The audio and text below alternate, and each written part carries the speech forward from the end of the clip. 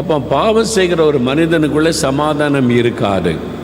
எந்த ஒரு சின்ன பாவம் பெரிய பாவம்னு வித்தியாசம்லாம் கிடையாது. ஒரு பாவம் என்பது உங்களுடைய உள்ளத்தில் உள்ள சமாதானத்தை கெடுத்துவிடும், பாதிப்பை உண்டாக்கிவிடும். அப்படித்தான் இவளுடைய வாழ்க்கையில் அவள் எது தனக்கு இன்பமாக இருக்கும், மகிழ்ச்சியாக இருக்கும், இந்த வாலிப வயசில் எல்லாத்தையும் அனுபவிக்க வேண்டும் என்று அவள் பாவ வாழ்க்கையில் ஈடுபட்டாளோ அதே பாவம் இப்போ சமாதானத்தை கெடுத்து விட்டது, நிம்மதியை கெடுத்து விட்டது. நிம்மதியாக தூங்க முடியலை. ஊரில் இருக்கிற மக்களுக்கெல்லாம் அவளுடைய பாவம் தெரிந்து விட்டது. அதனால் பாவி என்று மக்கள் சொல்ல ஆரம்பிச்சிட்டாங்க.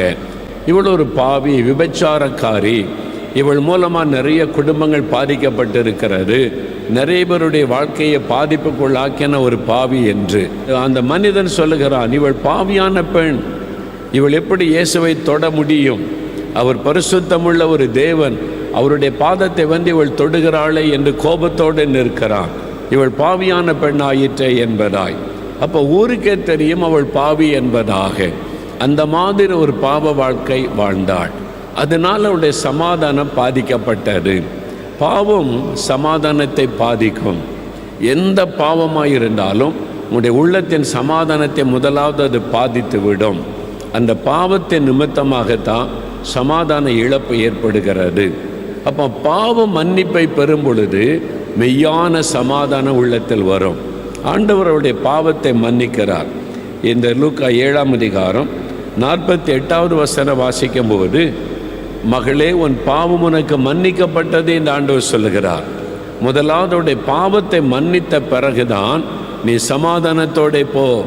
இப்போ அந்த பாவம் மன்னிக்கப்பட்ட உடன், அந்த பாவத்தின் பாரம் உள்ளத்தை விட்டு விலகின உடன் உள்ளத்துக்குள்ள ஒரு சமாதானம். அப்போ பாவத்தை நிமித்தமாய் உண்டான பாதிப்பு மாறி சமாதானம் உள்ளத்திலே உண்டாகிறது. எனக்கு அன்பானவர்களே, இந்த ஆசீர்வாதத்தை பாவம் மன்னிப்பை அவள் பெற்றுக்கொள்ள என்ன செய்தாள்? தான் பாவி என்பதை உணர்ந்தாள். நான் ஒரு பாவி என்கிற உணர்வு அவளுக்குள்ளே வந்தது. நிறைய பேர் அதை உணர்வதே இல்லை. பாவ உணர்வே பலருக்குள் இருப்பதில்லை. ஒரு காரியம் நடந்துட்டான், நான் என்ன பாவம் செஞ்சேன் ஆண்டவரே, நான் என்ன பாவம் செஞ்சேன்? நான் பக்தியாக தானே இருக்கிறேன், சர்ச்சைக்கு போகிறேன், வர்றேன், காணி கொடுக்குறேன், நான் பக்தியாக தானே தெய்வத்தை தேட, நான் என்ன பாவம் செய்தேன்? ஆண்டவரை குற்றப்படுத்துகிற மாதிரி ஜெபிக்கிற மக்கள் உண்டு.